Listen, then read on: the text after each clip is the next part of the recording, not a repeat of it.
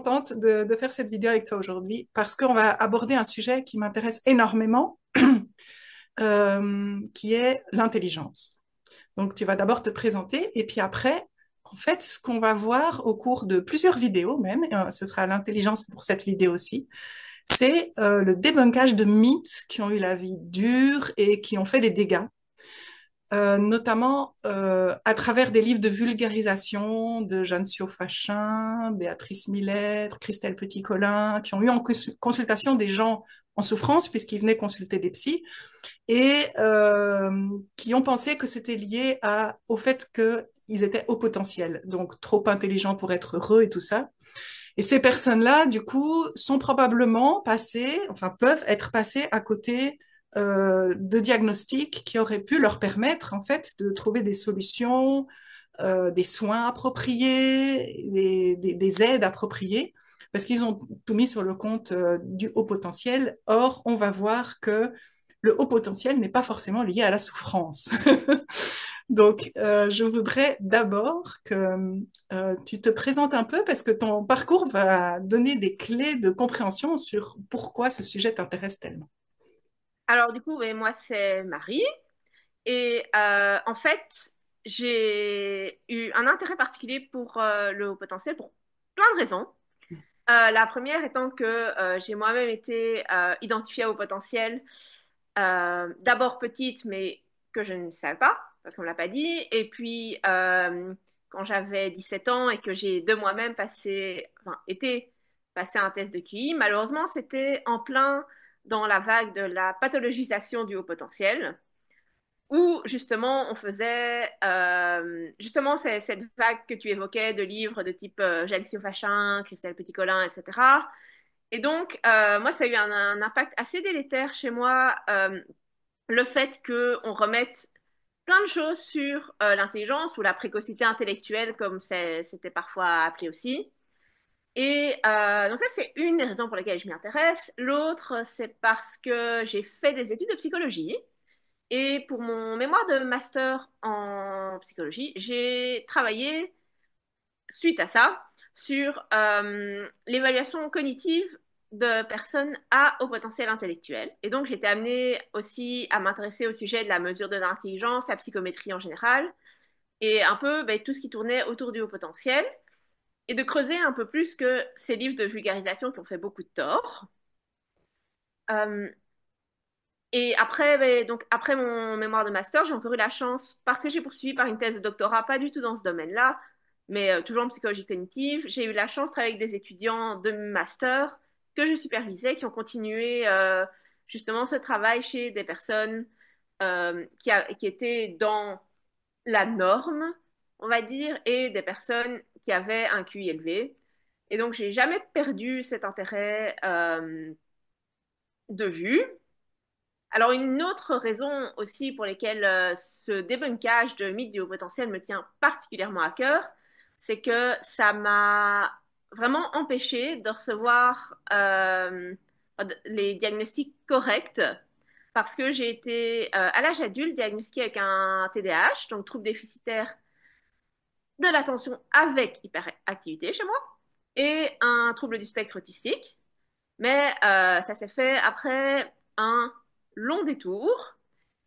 Et malheureusement, ce long détour a aussi eu lieu parce que on remettait énormément de différences, de particularités que j'avais sur le compte de décalage de maturité, précocité intellectuelle, inadaptation sociale à cause d'une intelligence supérieure, etc. Et donc, en fait, on a mis sous le parapluie au potentiel, mais plein de choses qui finalement ne relevaient pas d'un QI élevé, mais simplement de troubles associés. Très bien. Bon, mais alors, et maintenant, tu as aussi un énorme intérêt pour la recherche, hein, tu disais, en Oui, donc j'ai fait, neuropsychologie, tout ça. un premier master en psychologie qui était un master de recherche. Ensuite, j'ai enchaîné avec 5 ans de recherche en thèse de doctorat, pendant laquelle j'ai fait un deuxième master, celui-là en neuropsychologie et développement cognitif. Euh, et après ce master, toujours pendant ma thèse, j'ai commencé aussi une formation de troisième cycle pour être psychothérapeute cognitivo-comportemental. comportementaliste.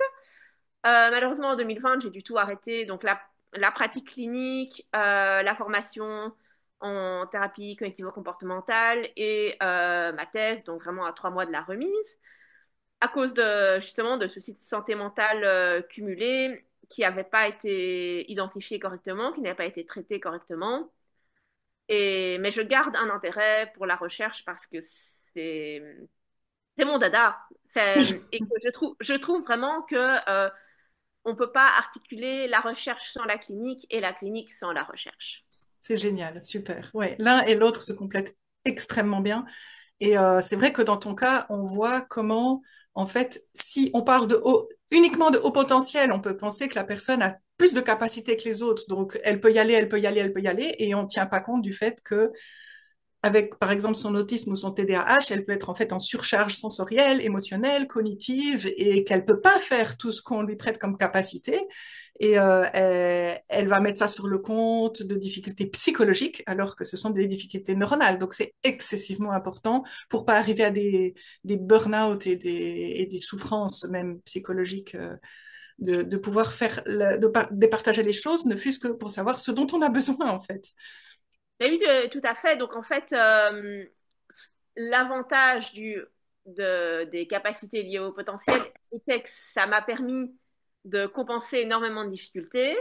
L'inconvénient, c'est que ces difficultés sont restées cachées jusqu'au moment où, après burn-out sur burn-out sur burn-out, je n'ai plus su compenser. Oui, c'est un piège quelque part, parce Oui, qu'on peut compenser, mais justement parce qu'on peut compenser, on dépasse ses limites beaucoup plus que si on compensait pas. tout à fait. Ouais. Alors, tu as fait un magnifique PowerPoint que tu vas nous partager et on va partir dans tes recherches et sur un peu les dernières découvertes ou même les recherches, hein, parce qu'en recherche, on peut pas dire qu'on a vraiment trouvé, on dit plutôt ce qui est considéré comme vrai actuellement, parce que ce n'est pas encore invalidé par Tout à fait, oui. les études futures éventuelles. Donc c'est très humble comme approche, et pour l'instant, au niveau de la conception de l'intelligence, ça reste très très ouvert, très départagé entre les professionnels. Donc on va un peu plonger là-dedans Oui. ensemble. Et parfois, je poserai des questions. Et donc, j'ai essayé de faire un panorama assez large de l'état, enfin, comme on dit, l'état de l'art actuel. Euh, Après, voilà, comme tu disais, ça peut tout à fait évoluer. Donc, c'est ce qui est l'état de l'art actuel qui fait plus ou moins consensus, là, en décembre 2024. Donc, voilà, ça reste l'état de l'art, comme on dit. Oui, oui, avec des dissensions parfois, j'imagine, entre les experts Tout à fait. Ouais, Mais c'est le propre de la recherche aussi. c'est génial. Donc, ben, le vif du sujet, le haut potentiel intellectuel. Alors, première question, la plus évidente, c'est quand on parle de haut potentiel intellectuel, de quoi parle-t-on? Puis après, je vais faire une petite mise au point sur ce concept qui reste malgré tout assez controversé. Donc, globalement, le plan, ben, je vais commencer par des définitions. D'abord, mais qu'est-ce que c'est l'intelligence? Parce que ben, quand on parle de haut potentiel intellectuel, c'est déjà important de pouvoir définir ce qu'est le concept d'intelligence.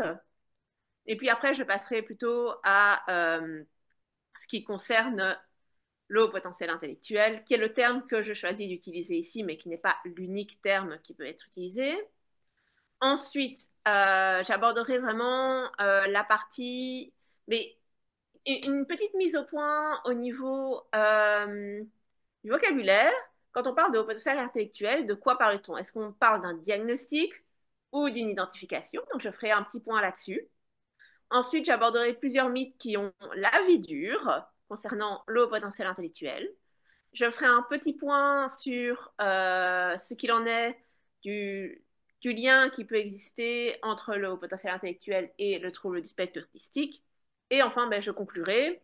Et j'ai aussi regroupé quelques ouvrages de vulgarisation assez accessibles sur la dernière slide qui, je trouve, ont un intérêt dans ce domaine qui peut être assez grand public. Parfait. Alors, donc, l'intelligence, de quoi parle-t-on? Petit détour historique. Le premier test d'intelligence, comme on l'entend à l'heure actuelle, a été développé par Alfred Binet au début du XXe siècle, avec un but assez particulier qui était de celui de repérer les élèves en difficulté d'apprentissage pour pouvoir leur apporter ben, une aide nécessaire, donc plutôt de l'éducation spécialisée. Et donc la notion de quotient intellectuel, elle, a été introduite en 1912 par Stern, donc ce n'est pas par le premier test de Binet. Et malheureusement, très vite, le concept de quotient intellectuel, de mesure de l'intelligence, a été détourné à des fins pas toujours très reluisantes, parce que aux États-Unis, on a introduit des tests que l'on faisait passer aux candidats à l'immigration euh, dans le but de repérer ce qu'ils appelaient à l'époque les faibles d'esprit, et donc de pouvoir éventuellement leur refuser le droit d'immigrer. Alors, la première batterie standardisée utilisée à grande échelle pour la mesure de l'intelligence, elle date de 1916 et elle s'appelle la Stanford-Binet. C'est en fait une révision du test d'Alfred Binet. Et quand je parle de batterie standardisée, c'est-à-dire que c'est une batterie qui aurait été testée à plus grande échelle, alors que le test d'intelligence d'Alfred Binet avait vraiment pour visée de repérer les élèves en difficulté. OK. Alors, oui, Je vais déjà faire une petite... enfin, déjà, pour les USA, ouais, c'est terrible. C'est comme pour les autistes Asperger qui essayaient de voir quels étaient les autistes de haut niveau ou de bas niveau oui, pour les camps de concentration. Enfin, c'est horrible.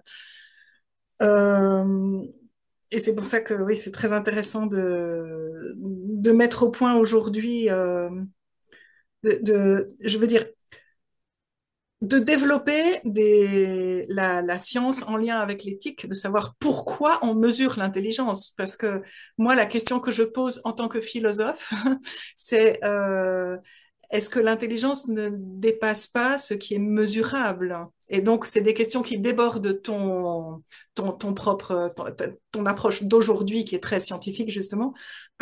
Mais l'intelligence a aussi quelque chose de qualitatif. Et je trouve que ça peut être déjà un peu discriminant, ne fût-ce que pour l'intelligence elle-même, de dire que elle est uniquement quantifiable par un chiffre. C'est-à-dire qu'à ce moment-là, est-ce qu'on n'est pas en train de mettre le focus sur les compétences intellectuelles liées à la scolarité, à l'apprentissage, alors qu'il y a des personnes qui ne sont pas capables d'apprendre, mais qui ont une intelligence créative, une intelligence de cœur, une intelligence de perception de l'autre, pour des capacités d'entrer en lien, etc.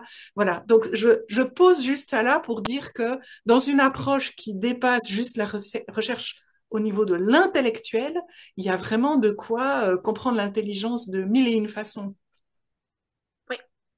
Mais ça, voilà, ça dépend aussi ce qu'on englobe dans le concept d'intelligence. Donc ça, j'en parlerai après, Ok, justement des différentes définitions de l'intelligence. ok. Alors, justement, ben voilà, est-ce qu'on parle d'une intelligence générale qui serait une capacité qui sous-tendrait les différents aspects de la vie mentale et cognitive de la personne, ou est-ce qu'on parle d'intelligence multiple qui seraient alors des capacités indépendantes les unes des autres, ou voilà. Donc, on a en 1904 Spearman qui a introduit une notion qui est assez intéressante, qui s'appelle le facteur G et qui, elle, supposerait l'existence d'une intelligence générale qui sous-tendrait un peu toutes les capacités de la personne, que ce soit au niveau de la mémorisation, au niveau du langage, au niveau de tout ce qui est plutôt logico-mathématique, etc. Et donc, je reviendrai à ce facteur G tantôt, parce que ce n'est pas quelque chose qu'on peut appréhender juste comme ça. On ne mesure pas le facteur G directement, pof. C'est quelque chose qu'on tente d'appréhender autrement, mais j'en reparlerai tantôt dans les tests d'intelligence. Alors, un modèle qui a été repris et augmenté par la suite, c'est celui de Cattell et des deux intelligences. Donc lui, il distingue en fait une intelligence qui serait une intelligence fluide, plus ou moins similaire à ce que Spearman considérait comme le facteur G, qui elle serait indépendante des apprentissages et donc culturellement plus neutre, Ok. et une intelligence cristallisée qui, elle, est fortement influencée par les apprentissages et donc absolument pas culturellement neutre. Et donc, Cattell a d'ailleurs développé un test qui s'appelait qui était un test d'intelligence qui visait justement c'est le Culture Fairy Test, donc qui visait justement à enlever l'aspect culturel de la mesure de l'intelligence. Oui, oui. Est-ce que je comprends bien si je dis que, par exemple, si un enfant naît avec une certaine intelligence, et qu'il est élevé dans dans un endroit où les apprentissages sont énormément mis en valeur et qu'on va aller au maximum, on va l'amener au maximum de ses potentialités à l'école, en dehors de l'école, partout, pour développer ses apprentissages, ou si il se retrouvait adopté dans une famille extrêmement pauvre où il faisait que des travaux manuels et n'apprenait rien, on pourrait quand même tester enfin, se contesterait selon le facteur G, ce serait la même chose indépendamment des conditionnements qui entourent l'enfant, c'est ça? C'est ce que postule Cattell en fait. C'est ça, ok. Et donc, qu'il existerait en gros deux facettes de l'intelligence. Une facette qui, elle, serait indépendante des apprentissages et une qui, du coup, serait fortement influencée par les apprentissages, par le milieu social, etc. Et tu me dis si je vais trop en avance sur ton exposé, mais c'est des questions que je me suis posées par rapport au test de QI. Je me suis dit, au niveau, par exemple, verbal, il y a quand même des enfants qui ont baigné dans une culture verbale extrêmement poussée, qui les ont amenés à avoir un vocabulaire riche, à comprendre plein de définitions de termes, et d'autres pas. Et j'imagine que ça peut influencer le diagnostic, mais peut-être que je m'avance trop. Mais tu gardes ta question bien au Ok, chaud. Et justement, quand j'évoque les tests de QI actuels, elle sera tout à propos. parfait. Alors, d'autres modèles plus récents, mais donc on a celui de Gardner qui lui postule l'existence d'intelligence multiples. Et donc pour lui, ce sont des aptitudes indépendantes qui seraient plus ou moins développées chez chacun. Et elles sont d'un large type, donc pas juste celles que l'on mesure plus traditionnellement par les tests de QI, qui sont plutôt linguistiques, logico-mathématiques et spatiales, mais pour lui, il existerait aussi des intelligences intrapersonnelles, donc interpersonnelles, kinesthésiques, musicales, naturalistes. Mais Naturaliste, qu'est-ce que ça veut dire? naturaliste, c'est vraiment tout ce qui est le lien avec la nature, ce qui est autour de soi, etc. Waouh! Malheureusement, ce modèle, même si je le trouve qu'il peut être très intéressant justement pour relever les aptitudes de chacun, n'est pas vraiment soutenu par la recherche scientifique. Et donc, il est assez controversé parce D'accord. qu'il y a des tenants des intelligences multiples qui vraiment ne veulent pas voir au-delà de ce modèle. Mais malheureusement, ce n'est pas celui que la recherche scientifique actuelle soutient le plus. Oui. Et kinesthésique, ça veut dire quoi? Kinesthésique, c'est vraiment l'intelligence du mouvement. Donc, voilà, ça peut être au niveau sportif, ça peut être, oui, le mouvement dans l'espace aussi. Mais moi, je suis très étonnée qu'on parle d'intelligence dans ce cas-là. Enfin, personnellement, alors que je suis pas du tout scientifique, j'aurais parlé de capacité parce que j'ai l'impression qu'on peut être très intelligent et avoir des troubles de l'apprentissage, des troubles moteurs, et qui sont indépendants de l'intelligence, il me semble. Mais ça, en fait, justement, cette notion, on le verra après pour la notion de gifted and talented. mais la vision anglo-saxonne n'est pas toujours identique à celle que l'on a, et ils mettent parfois plus l'accent sur des capacités particulières Mhm. que sur vraiment ce que nous, on entendrait par intelligence comme ça. D'accord. Donc c'est un peu une différence culturelle également. Ok.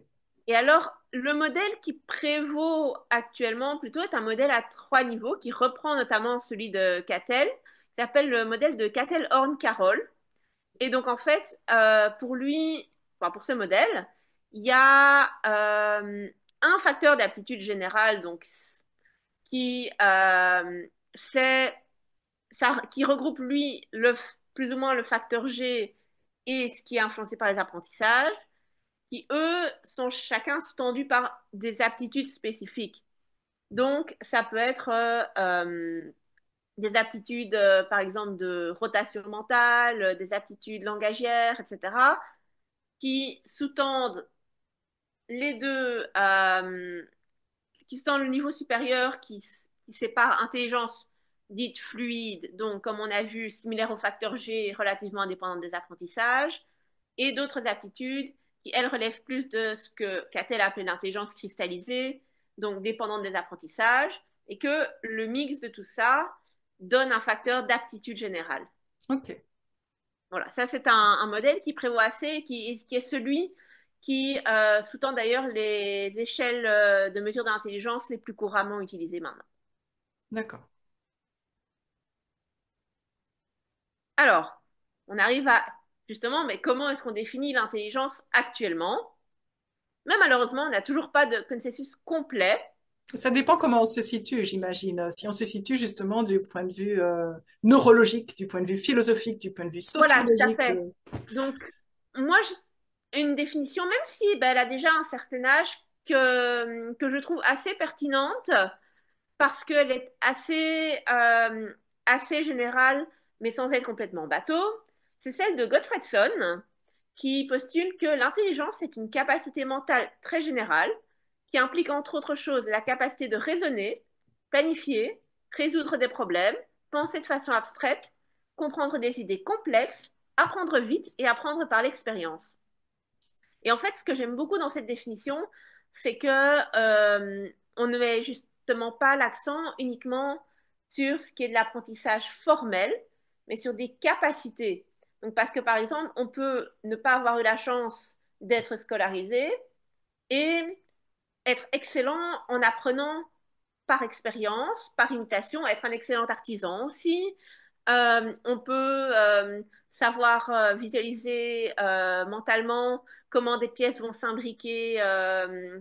C'est tout ce qui est plutôt visio-spatial. Et donc, j'aime bien cette définition parce que justement, elle ne se concentre pas sur ce qui est purement apprentissage. Enfin, apprentissage formel.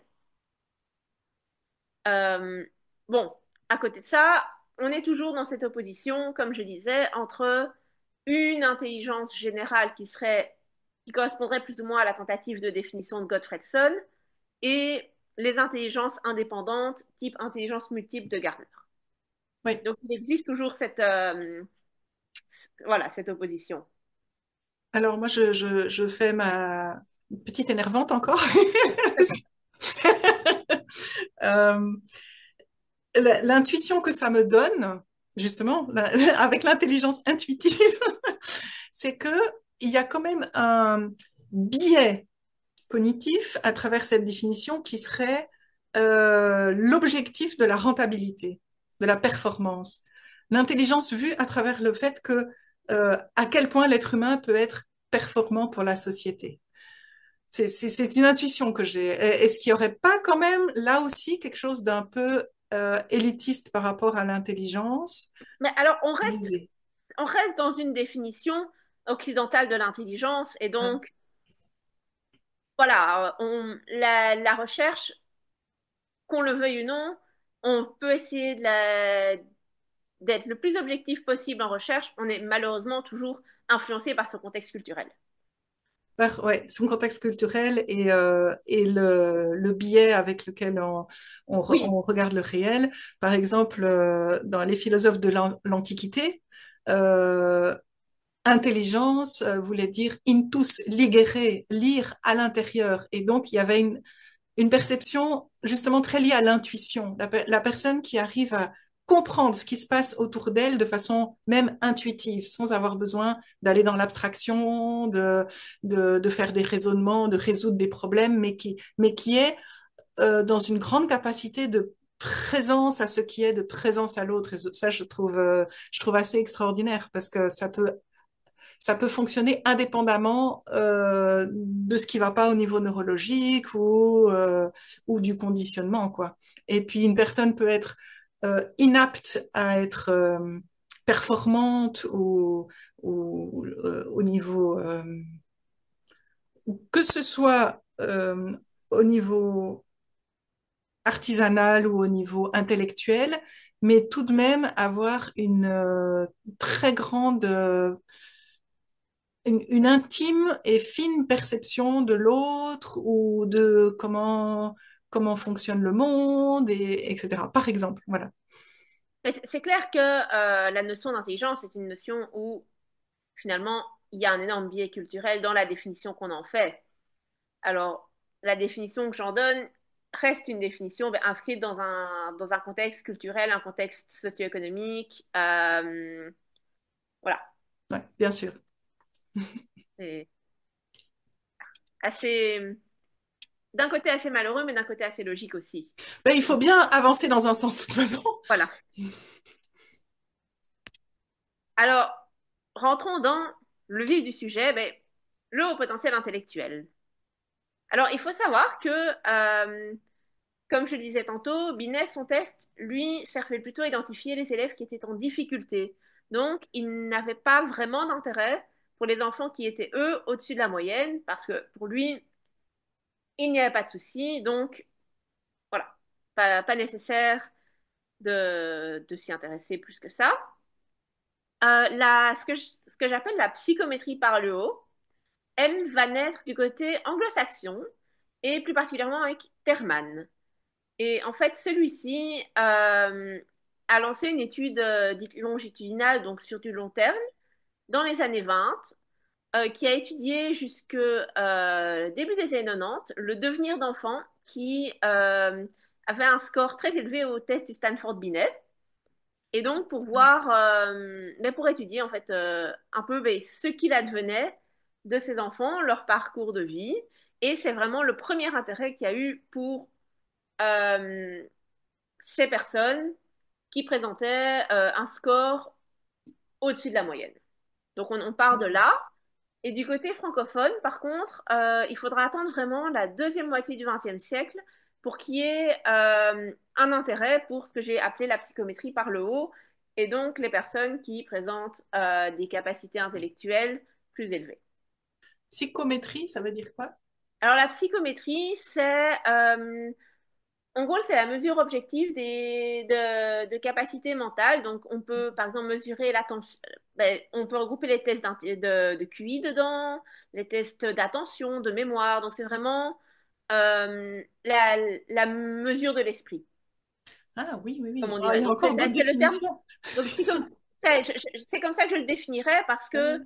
ben, la psychométrie, c'est vraiment une tentative de quantifier différentes variables cognitive.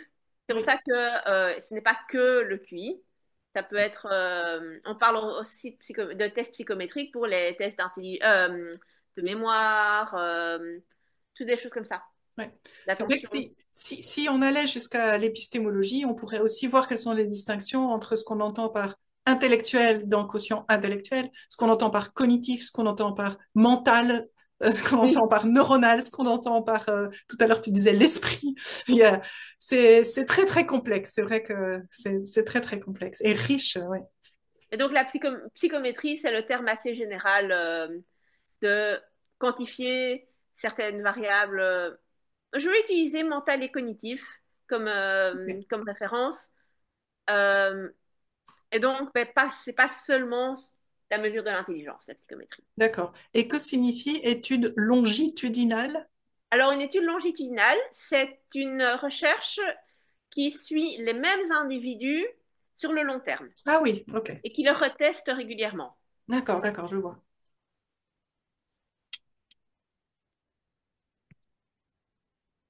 Ah, Alors, ben, oui. voilà, comme on parlait de l'intelligence sur laquelle il n'y a pas de définition qui fait consensus à l'heure actuelle, mais on se retrouve avec un écueil qui est ben, comment est-ce qu'on définit le haut potentiel intellectuel? Alors, il existe aussi, donc en plus de ce problème de consensus sur en quoi consiste l'intelligence, il y a une variabilité de termes assez impressionnante, plus ou moins scientifiques, plus ou moins consensuels.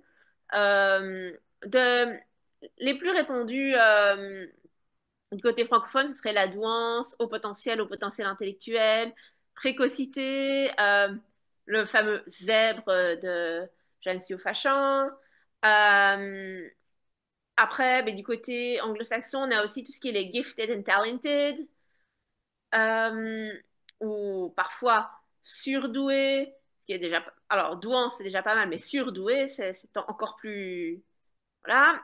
Un autre problème dans la mesure du... Enfin, dans la définition du concept de haut potentiel intellectuel, c'est que il n'y a pas de consensus dans la littérature sur les critères de quotient intellectuel et les épreuves de mesure de l'intelligence utilisées.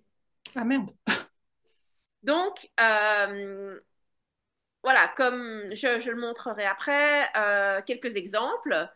Mais après, moi, je retiens le terme de haut potentiel intellectuel parce que on n'est pas dans l'idée de don qui implique vraiment quelque chose qui tombe du ciel et qui va se manifester absolument. On n'est pas dans l'idée de talent, talent qu'on peut, parce qu'on peut être un excellent jongleur, mais est-ce que le fait qu'on soit talentueux en jonglage veut dire qu'on est forcément intelligent?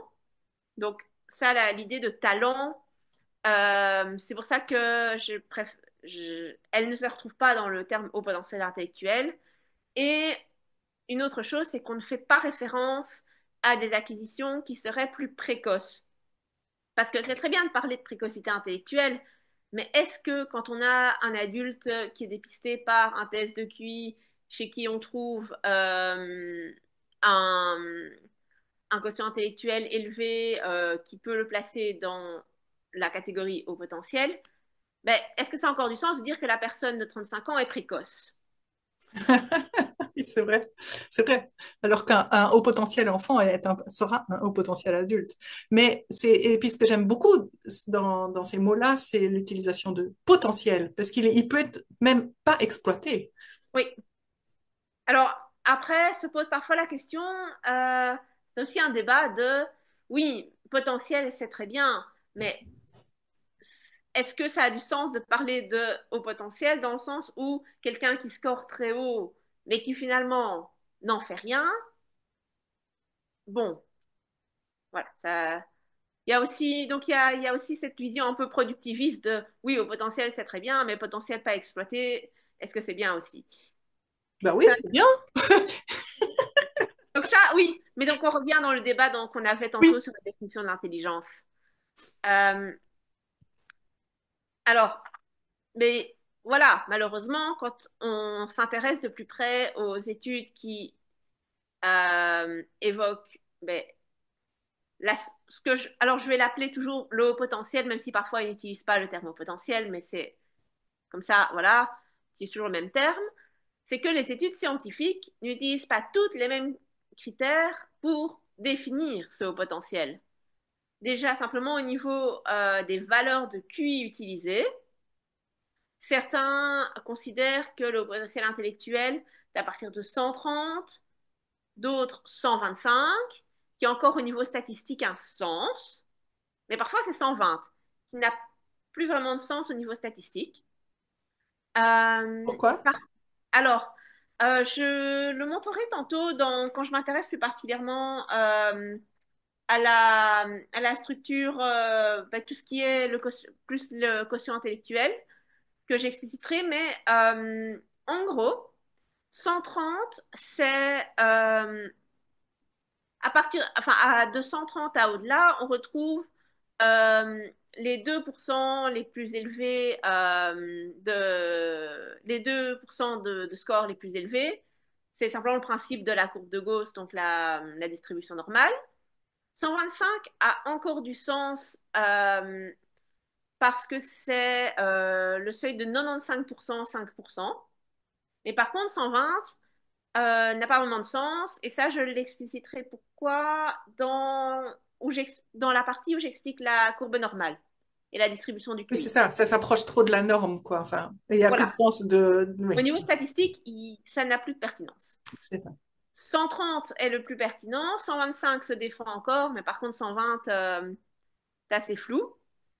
Euh, alors, dans certaines études, pour rentrer dans le pool au potentiel, ou souvent ben, c'est le terme utilisé dans la littérature, c'est gifted, il est nécessaire d'avoir des aptitudes particulières dans un domaine, qui ne soit pas forcément d'ailleurs un domaine scolaire. Donc j'ai mis l'exemple des mathématiques, mais ça peut être un peintre hors pair.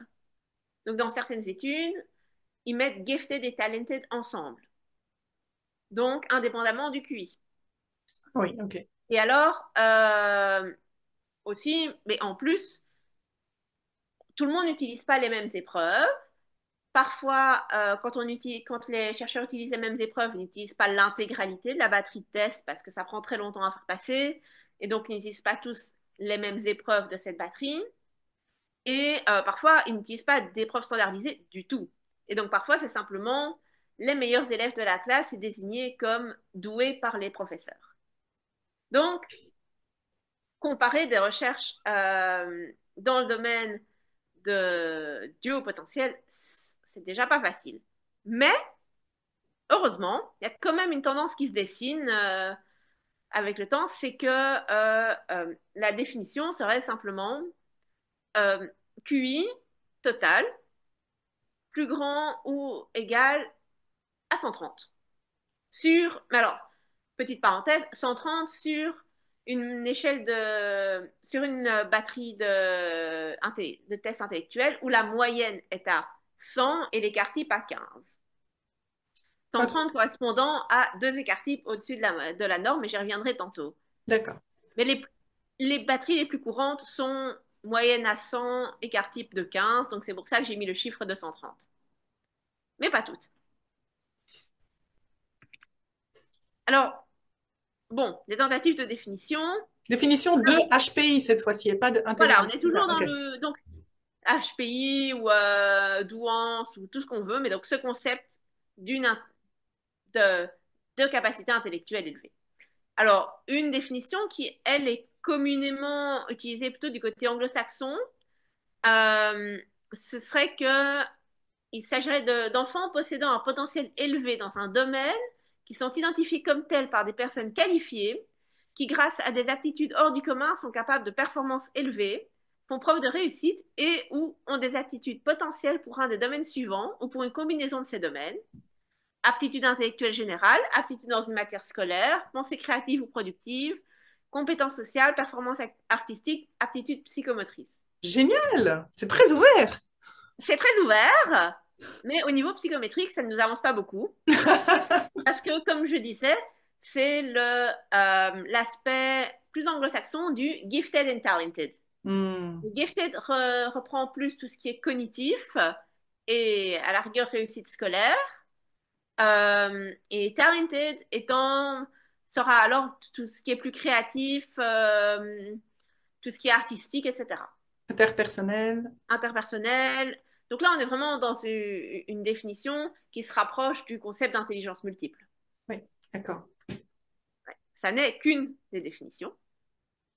Alors, une qui est plus proche de celle qu'on utilise en recherche actuellement, c'est que Gauvry donne en 2014, qui est que un enfant est précoce, donc lui utilise précoce, s'il a un score de QI standardisé supérieur à 130.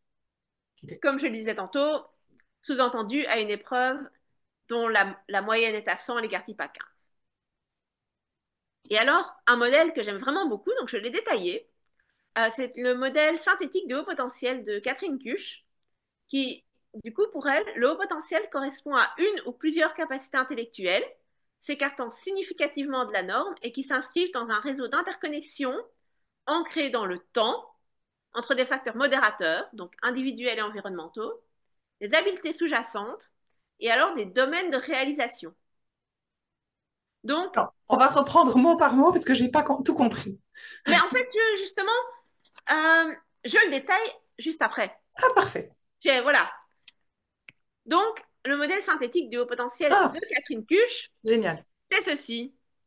Donc, en fait, pour elle, le haut potentiel, ce n'est pas simplement, euh, voilà, ce qu'on pourrait dire les habiletés sous-jacentes ou les capacités, qui sont les habiletés sous-jacentes, donc c'est plutôt les fonctions cognitives de base qui, elles, soutiennent le développement de l'intelligence tel que mesuré par les tests d'intelligence les plus courants. Donc, ces habiletés sous-jacentes, c'est l'attention, l'inhibition, donc la capacité de, de se retenir, enfin d'inhiber, du coup d'inhiber par exemple une réponse, c'est-à-dire si on me demande de dire la couleur et pas la forme et qu'on me présente un carré rouge, je devrais dire rouge et pas carré. Ça, c'est une, ça met en place, ça met en branle l'inhibition.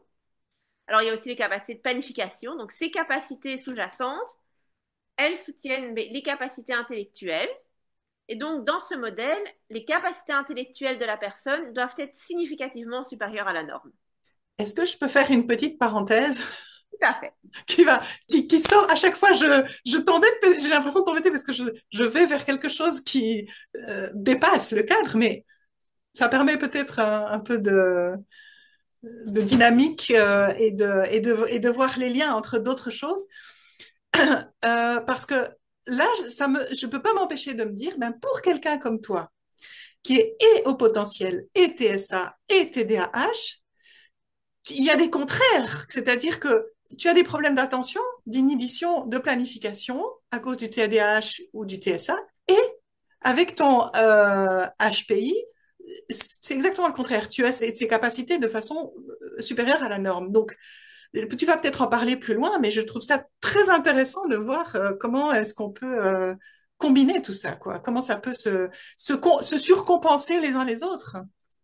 Mais c'est-à-dire qu'en fait, ces habiletés sous-jacentes, elles soutiennent l'intelligence et soutiennent le développement des capacités intellectuelles, mais ne sont pas en elles-mêmes uniquement les capacités intellectuelles. Donc, c'est un soutien. Alors, c'est vrai que quand on mélange le tout, ça fait un mélange assez détonnant. Euh, mais j'en parlerai tantôt quand je parle justement des tests de QI, mais je vais vite l'aborder. C'est que quand on considère que il y a un trouble associé, par exemple un TDAH, on sait que le fait qu'il y ait un TDAH peut affecter le QI total.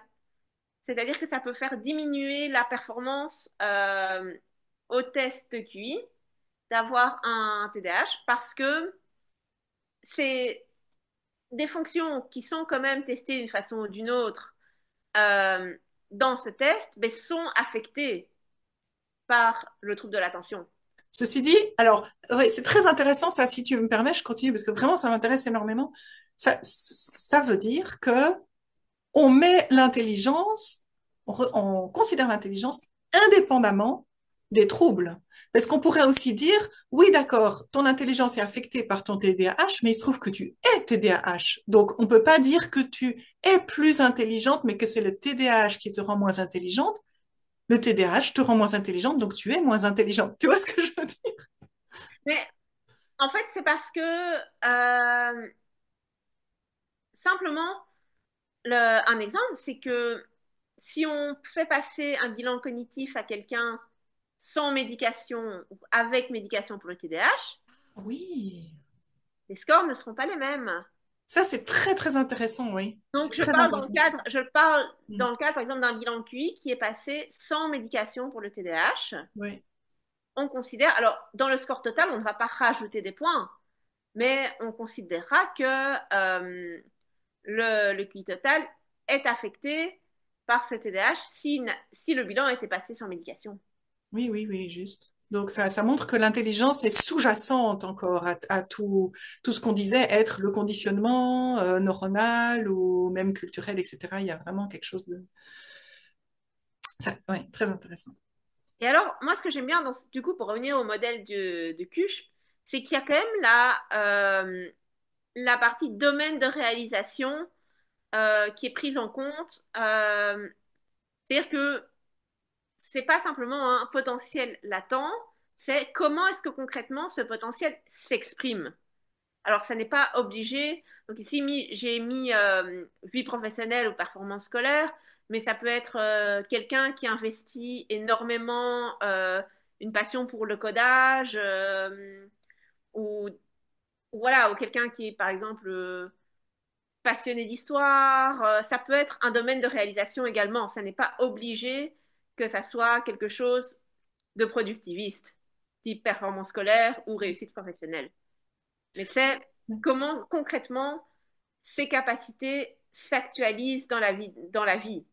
C'est-à-dire que si elle ne s'actualise pas, on ne peut pas parler de haut potentiel. Alors si les capacités sont là, mais pour elles, c'est quand même important de prendre en compte la partie réalisation. D'accord, Voilà. Et alors, l'autre partie de ce modèle, c'est tout ce qui est les facteurs individuels et environnementaux. Parce que ce sont deux catégories de facteurs qui influencent le développement des capacités intellectuelles, comme on en a parlé déjà. Et donc, les facteurs individuels, pour elles classent dedans tout ce qui est personnalité, tempérament, la résilience, la motivation, parce que quelqu'un qui a une motivation intrinsèque très forte, par exemple, à se pousser dans des apprentissages de telle ou telle chose, va peut-être plus exploiter son potentiel que quelqu'un qui a moins de motivation intrinsèque. Et alors, dans les facteurs environnementaux, sont les classiques du milieu familial, du milieu professionnel, du milieu scolaire, le contexte culturel également, les événements de vie, s'il y a des expériences d'adversité précoces, etc. Donc, moi, j'aime vraiment bien ce modèle du haut potentiel parce que ça ne réduit justement pas le haut potentiel à un chiffre. c'est ça. Et mais, même si on garde la référence de base à des capacités intellectuelles telles que mesurées par un test de QI, on voit la personne dans sa globalité. Oui, Donc, on ne voit pas juste, ah, la personne a 129 de QI total, ah, elle n'est pas au potentiel. oui. Euh, on peut avoir quelqu'un qui a un quotient intellectuel global de 129, donc qui est à la limite du 130, et se dire, mais en fait, cette personne, elle a eu des expériences d'adversité précoce, elle n'a pas été scolarisée dans un environnement adéquat, elle a eu une vie familiale difficile, etc. Et donc, c'est, ça permet de nuancer parce que en quoi est-ce qu'une personne qui n'a pas eu la chance d'actualiser son potentiel, mais qui a un score élevé, à un test de QI, forcément est moins intelligente que quelqu'un qui a un point de QI total de plus et qui a par contre bénéficié d'un milieu familial hyper propice, qui était poussé au niveau scolaire, etc. Il y a Donc aussi, en fait, j'imagine, le stress qui peut beaucoup influencer. Il y a des personnes qui sont, en raison de leur vécu ou neurologique, dans une oui, anxiété généralisée et le stress qui inhibe leur capacité au moment même de la passation. voilà. Alors après, la structure de la cotation des tests de QI permet de tenir ça en compte d'une certaine façon parce que le score que l'on transmet, il y a plusieurs choix qui peuvent être faits, mais donc soit un score global, soit une fourchette qui correspond à un intervalle de confiance. OK. Donc, on peut également restituer les résultats sur un intervalle de confiance et pas un chiffre dont on sait que justement, il peut être influencé par des facteurs, notamment le stress ce jour-là ou le fait que la personne a mal dormi, etc. Et quand on dit intervalle de confiance, on entend la confiance que la personne a quand elle passe le test, ou Non, bien le... l'intervalle de confiance, c'est un terme statistique. Et Ah, donc, on peut choisir un intervalle de confiance plus ou moins, enfin, de différentes valeurs. Mais par exemple, un intervalle de confiance où 95% de chances que la vraie valeur euh, soit situé entre tel chiffre et tel chiffre. Ah oui, donc c'est la confiance qu'on donne aux chiffres. Tout à On fait, dit on tout est à fait. entre. Ok, ok, ok. C'est un terme statistique, intervalle de confiance. Ok. Alors, le HPI, est-ce un diagnostic ou simplement quelque chose que l'on dépiste, qu'on l'on identifie? Alors déjà, qu'est-ce que ça veut dire diagnostic? Enfin, Mais pardon. voilà, mais donc je vais d'abord introduire ça en parlant du fameux DSM-5. Et puis, je montrerai que le haut potentiel intellectuel n'est pas un trouble, au risque, euh, Bah, au j'espère risque bien. d'en perturber certains Non, mais de et troubler certains. d'en troubler certains, tout à fait. Et ensuite, comment est-ce que finalement on se fait cette identification du HPI? Alors, le DSM-5. Donc, DSM, c'est l'acronyme de Diagnostic and Statistical Manual of Mental Disorders. Donc, en Ok. français, Manuel diagnostique et statistique des troubles mentaux et des troubles psychiatriques. Alors, il faut savoir que c'est vraiment la référence en matière de diagnostic psychiatrique. J'aime bien appeler ça la Bible du psy, euh, qui est publiée et donc rédigée par l'American Psychiatric Association et dont la première édition date de 1952. Alors, actuellement, on en est à la cinquième édition qui est parue en 2013 avec une première révision qui a- mais assez mineure en 2022. Alors, je fais une petite nuance, parce que sur le fait qu'on dise la Bible, je pense que c'est ma susceptibilité à moi, La mais Bible du psy, on va, c'est on va dire manuel de référence plutôt. Enfin, je préfère voilà, dire manuel de référence c'est pour parce ça que que j'ai la mis Bible, ça la. veut dire que c'est une parole révélée qu'on ne peut pas remettre en question, alors que le propre de la science est de se remettre en question. Et le DSM, bah, il y a eu le 1, le 2, le 3, le 4, le 5. Donc, Voilà, oui, tout à fait, mais c'est parce que parfois c'est vraiment surnommé la Bible du clinicien. d'accord. Euh, Après, ça reste à prendre avec des pincettes. Ça- Mais c'est pour ça d'ailleurs que j'ai mis que c'est la référence en matière de diagnostic psychiatrique, euh, parce que ben, le DSM a plein de critiques, plein de problèmes, mais on va pas s'y attaquer ici. Une prochaine Alors, vidéo. le DSM, j'ai choisi de parler de DSM-5 un peu parce qu'il n'a pas du tout la même structure que le 4 et le 4TR, qui était l'édition révisée. Et donc, en fait, dans le DSM-5, on a trois sections maintenant, dont la deuxième qui reprend les troubles qui existent ainsi que les critères diagnostiques. Euh, et deux autres sections sont... Du coup, avant, on avait plusieurs axes. Maintenant, c'est regroupé plutôt en familles. Donc, on a les troubles neurodéveloppementaux, dont on peut discuter de la pertinence de les avoir dans le manuel des troubles mentaux et psychiatriques. On a tout ce qui est plutôt les troubles anxieux, les troubles alimentaires, etc. Donc, ils sont rassemblés en familles maintenant, famille diagnostique. Et dans chaque famille diagnostique, pour chaque trouble, on retrouve plusieurs rubriques.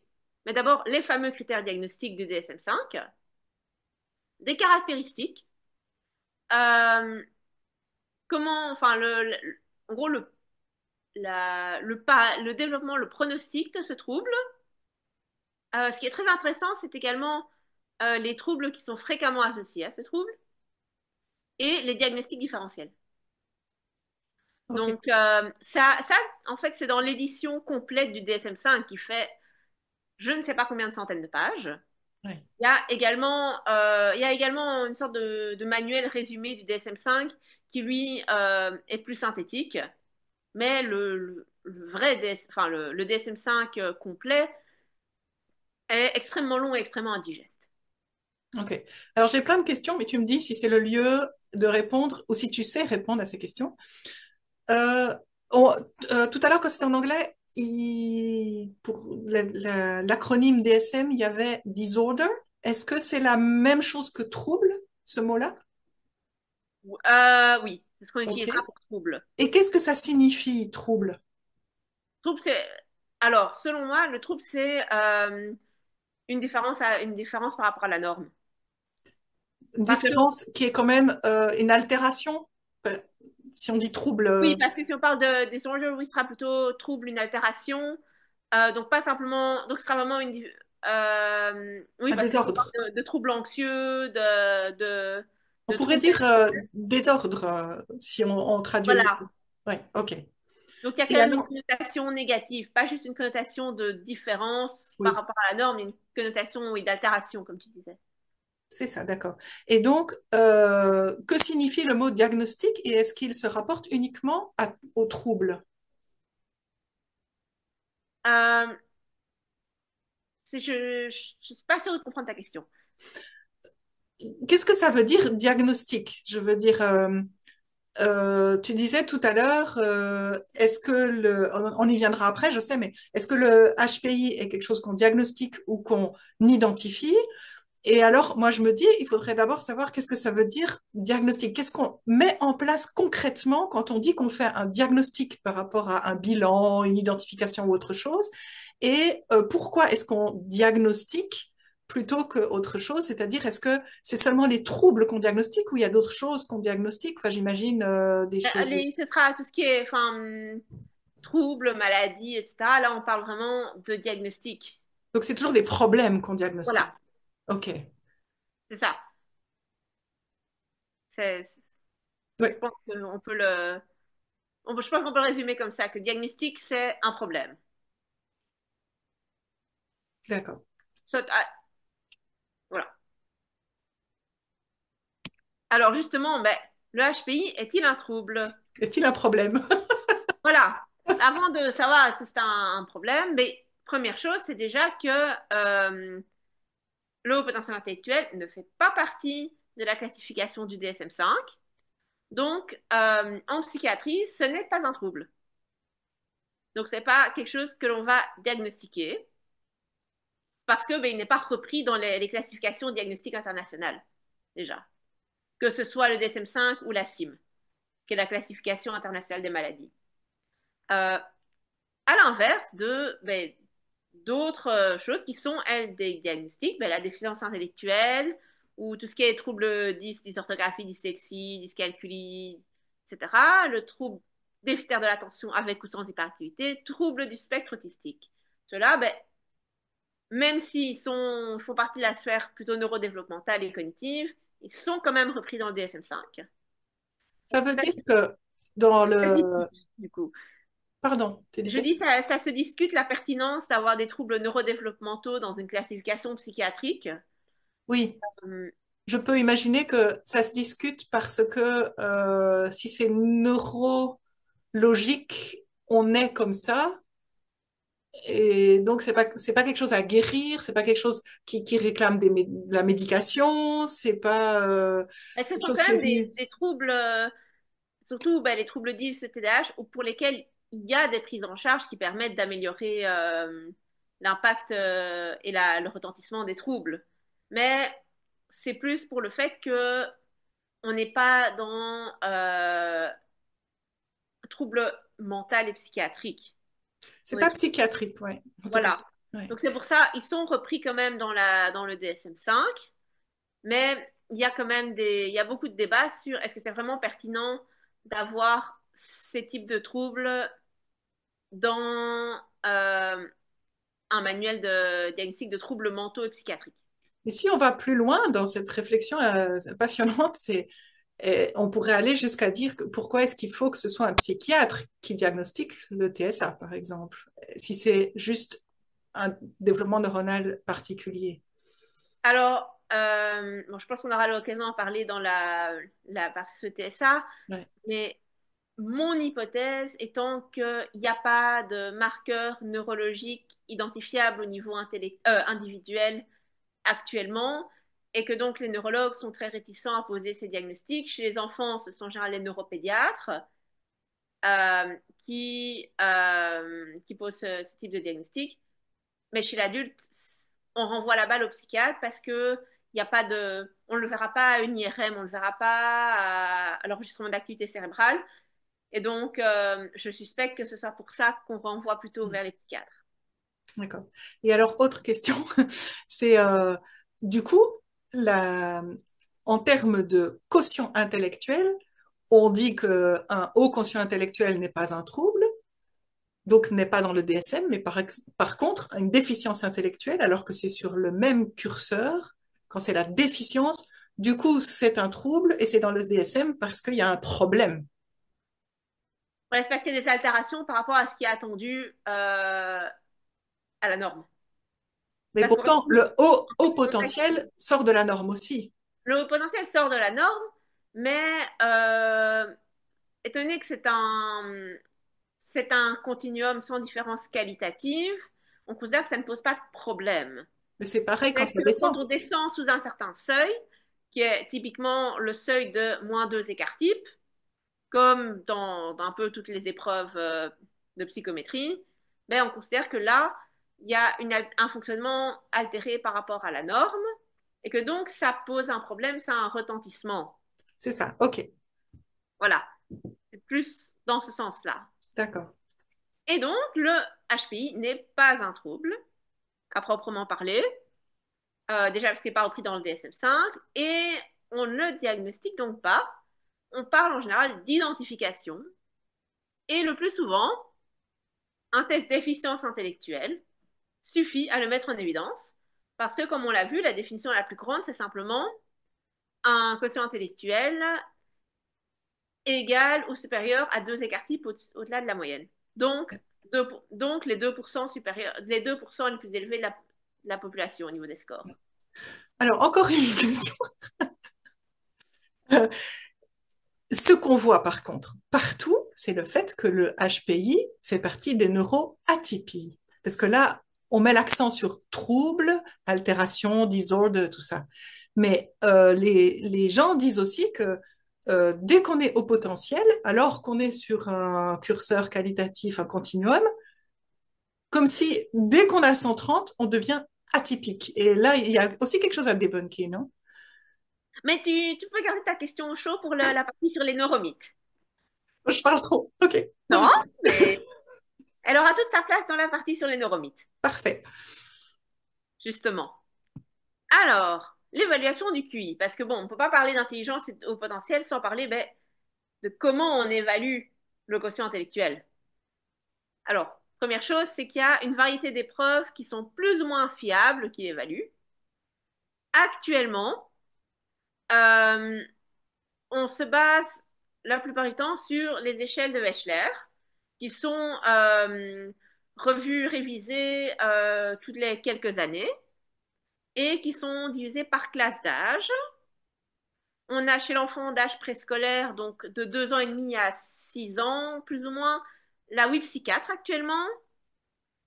Chez l'enfant d'âge primaire et école secondaire, donc adolescent, on a la WISC 5. Actuellement, à partir de 16 ans, on a la WISE 4, mais la prochaine édition, donc la WISE 5, est en préparation. Elle est pour 2025 ou 2026. Et alors, il existe également une échelle de Wechsler qui est non verbale, qui est ben, la WNV.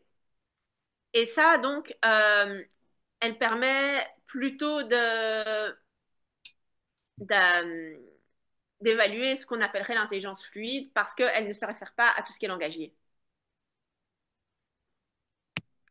Alors, bon, pour pas spoiler complètement les échelles de Wechsler, j'ai choisi de modéliser leur structure qui se base sur le modèle de Catel-Horn-Carroll que j'ai présenté tantôt, qui est le modèle à 3 niveaux. Donc d'abord, on a les épreuves individuelles qui sont vraiment qui étaient les habiletés spécifiques dans le modèle CHC, donc modèle à 3 niveaux. Et alors, ces épreuves, elles sont regroupées après dans les scores composites qui correspondent à un indice. Je vais expliquer après. Et une fois qu'on a tous ces indices, on peut calculer le QI total, qui alors lui serait plutôt ce qui correspondrait aux aptitudes générales. Donc c'est une structure à 3 niveaux, comme on le voit, qui va du plus spécifique au plus général. Donc par exemple, dans les épreuves individuelles, on a une épreuve d'arithmétique, donc c'est des petits problèmes à résoudre. On a des épreuves qui sont des épreuves où il faut trouver la bonne image qui complète la série. des choses comme ça. Donc, c'est vraiment des épreuves assez spécifiques, mais ces épreuves sont regroupées en indices après.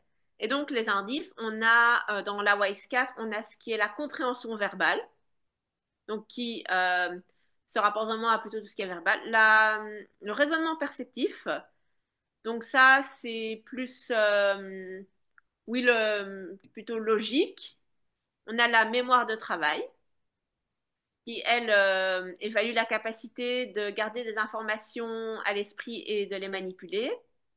Et on a la vitesse de traitement, qui, elles, ce sont des épreuves qui mesurent plutôt oui, vraiment la vitesse de la personne à, à effectuer une tâche. Ok. Et donc, après, une fois qu'on a ces quatre indices, on peut obtenir un chiffre qu'on appelle le QI total, qui est typiquement ben, celui qu'on dit qui doit être 130 ou plus élevé pour parler d'un haut potentiel. Et donc, cette structure, elle prétend donner une vision assez globale de l'efficience intellectuelle. Alors, je vais rentrer dans des aspects un peu plus techniques, mais comme ça, on peut comprendre comment se calcule finalement un QI. Donc, chaque épreuve, donc vraiment les petites barres que j'avais sur mon modèle tout à gauche, donc les habiletés spécifiques, on a ce qu'on appelle un score brut. Et le score brut correspond à combien cette personne a obtenu à cette épreuve. Et en fait, avec ce score brut, après, on se réfère à des tables de conversion. Et ces tables de conversion, elles sont basées sur la performance attendue dans une certaine classe d'âge. Et donc, on regarde, par exemple, si une personne a obtenu 15 à telle épreuve, le score brut en tant que tel ne veut rien dire. On va regarder dans la table, mais pour telle épreuve, 15 pour la classe d'âge de cette personne, à quel score standard ça correspond. C'est un score standard, c'est un score plutôt homogénéisé. Donc ça veut dire que peut-être que dans une classe d'âge, un score de 15 va correspondre à un score standard de 10, mais que dans une autre classe d'âge, un score de 15 va correspondre à une note standard de 13. Parce que parce qu'en fait, simplement, quand ces épreuves sont créées ou actualisées, elles sont validées sur des larges populations. Et ça permet également de tenir compte du vieillissement cognitif. Ouais. Parce Est-ce- que une personne de 75 ans ne sera pas forcément aussi rapide ou aussi performante qu'une personne de 18 ans, sans pour autant que la personne de 75 ans par rapport à d'autres personnes de 75 ans ne présente une altération. Oui. Donc, on fait aussi des différences à l'âge adulte. C'est pas comme si on faisait des différences dans l'enfance Non, et que tout à coup, à partir de 18 ans, il y a aussi des différences ça entre aussi. 18 ans et 50 ans. Non, non, c'est beaucoup plus. Je pense que ce sont des tranches d'âge de 5 à 10 ans. Donc, Ok, ok. Ah oui, voilà. je savais Donc, pas. c'est vraiment assez fin. Et donc, on obtient du coup un score standard qui lui fait abstraction de l'âge de la personne. C'est sa performance par rapport à son groupe d'âge correspond à tel score. D'accord. Là, dans les épreuves de Wechsler, euh, pour les notes standards aux épreuves, la moyenne est de 10 et l'écart type est de 3. Ok. Donc, une fois qu'on a les notes standards, donc converties pour chaque épreuve dans un indice, on peut faire la somme de ces notes standards. Et alors, on permet, grâce à la conversion de cette somme en une note pour cet indice, de situer la performance par rapport au percentile de la personne. Donc dire, ben voilà, cette personne a l'indice de mémoire de travail, elle a obtenu telle note. Vu que ce sont déjà des notes standards, il ne faut plus se référer à une classe d'âge à ce moment-là. Mhm. Mais ça nous permet d'obtenir un percentile et de voir que, ah ben tiens, la performance de cette personne, une fois qu'on a additionné les notes standardisées, donc indépendantes de sa classe d'âge, ah ben, elle se situe au percentile 75, par exemple. Donc ça, c'est l'utilité du calcul de l'indice. Pour le QI total aux épreuves de Wechsler, on retourne à l'échelle de l'épreuve. Donc, les épreuves individuelles, on additionne toutes ces notes standards et alors on obtient un chiffre et ce chiffre permet de positionner à nouveau par rapport au percentile. Mais donc, le QI total n'est pas une addition ce n'est pas la moyenne des indices, c'est l'addition des notes aux épreuves. Ok. Voilà, parce que voilà, les scores, parce que par exemple, pour certains indices, il n'y a que deux épreuves. Mhm. Donc, si on fait une moyenne du score des différents indices pour obtenir le QI total, on donne un poids disproportionné aux indices où il n'y a par exemple que deux épreuves et qui sont peut-être moins ce qu'on appelle saturés en facteur G, c'est-à-dire qui contribuent le moins à montrer les aptitudes générales. Ok. Parce que toutes les épreuves ne sont pas saturées en facteur G de la même façon. C'est-à-dire que certaines épreuves vont vraiment faire très fort appel à des connaissances liées plutôt au contexte culturel et à la scolarité. Celles-là sont moins saturées en facteur G. Par contre, des épreuves qui vont vraiment faire appel à des capacités de type logique, inférence, etc., on considère qu'elles sont plus saturées en facteur G. Donc, le fait de calculer le QI total sur la base des notes, des notes aux différentes épreuves et pas la moyenne des indices permet en fait de ne pas donner trop de poids à des indices qui seraient peut-être moins saturés en facteur G. Et donc d'essayer d'approcher le plus possible euh, le, les vraies habiletés générales qui sous-tendent le reste. Ouais. C'est très, très recherché quand même. On voit qu'il y a eu énormément de recherches dans le domaine et que faire passer un bilan QI, c'est pas n'importe quoi. C'est... Voilà, alors ici, ben, je montre un peu, parce que je parlais d'écart type tantôt et de score, ben, donc ici, j'ai repris les, en fait, la courbe normale qui montre les pourcentages et par rapport au QI total tel que correspondant au test dont la moyenne est à 100, l'écart type est à 15.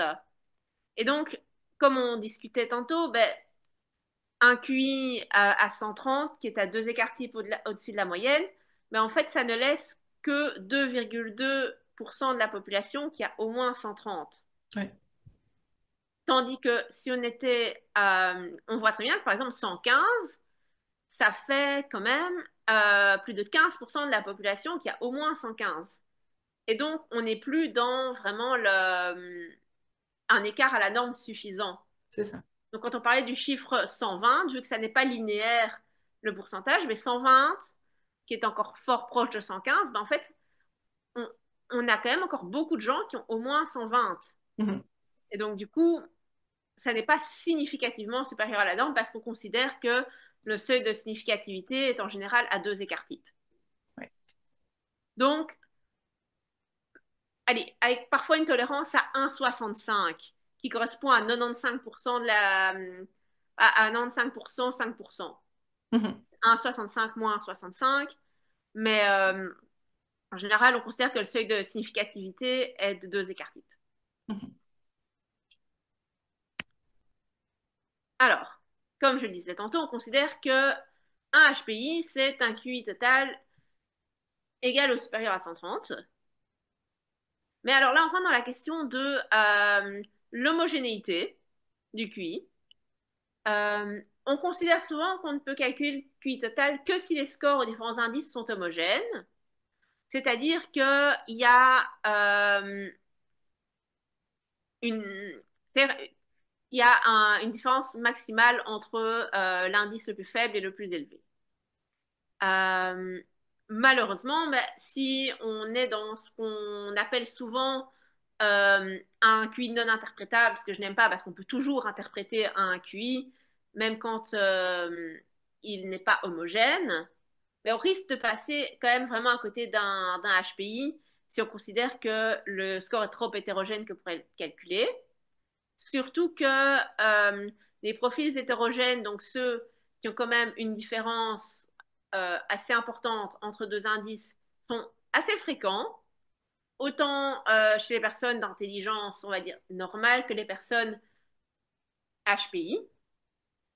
Euh, Et donc, ce que j'aime bien, moi, un concept que j'aime beaucoup, c'est le concept développé par Sophie Brasseur et Catherine Kusch, qui est celui de zone de haute potentialité. Et qui donc, au lieu de donner un chiffre sacralisé, va vraiment s'intéresser à situer la performance de la personne par rapport à la norme pour chaque indice du test. Et donc, ça permet, au-delà en plus simplement ne pas se référer à un seul chiffre magique, d'identifier plus finement les forces et les faiblesses de la personne et de nuancer. Mhm. Euh, et donc, on peut dire, voilà, si on a un profil extrêmement hétérogène, mais que malgré tout, quand on calcule le QI total, on dépasse 130 et que donc, ben, en réponse simpliste, on dit au potentiel intellectuel. Mais on peut aussi interpréter ça d'une façon que si la performance est par exemple excellente, excellente, excellente en verbal, mais supérieure à la norme, mais pas significativement dans les autres indices, on peut dire que la personne présente une zone de haute potentialité pour le verbal. Ok, Donc que la personne aura quand même globalement un profil avec beaucoup de force, mais on nuance aussi. Et ça, moi j'aime bien en fait ce concept de zone de haute potentialité parce que ça permet de ne pas sacraliser un chiffre. c'est ça. Donc, on peut toujours parler, on peut toujours, en fait, le calcul en théorie est toujours faisable. C'est juste que si la différence entre un indice est énorme, Oui, ça n'a pas toujours énormément de sens de se référer à ce chiffre unique.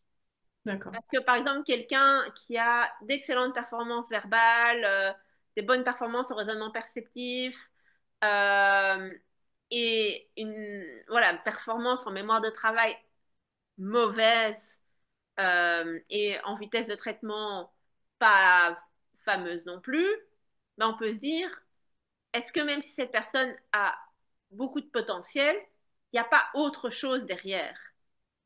Et donc, ça peut permettre de se dire, est-ce qu'il ne faudrait pas explorer un trouble de l'attention, par exemple? Donc, ça peut être un point de départ aussi. Mhm. Tandis que si on tend à vite remettre à un chiffre, se dire, ah ben voilà, la personne QI total plus de 130, hop, HPI, c'est bon. Euh, On et on, aplatit tout et on voit plus les bosses et pourquoi elles sont là.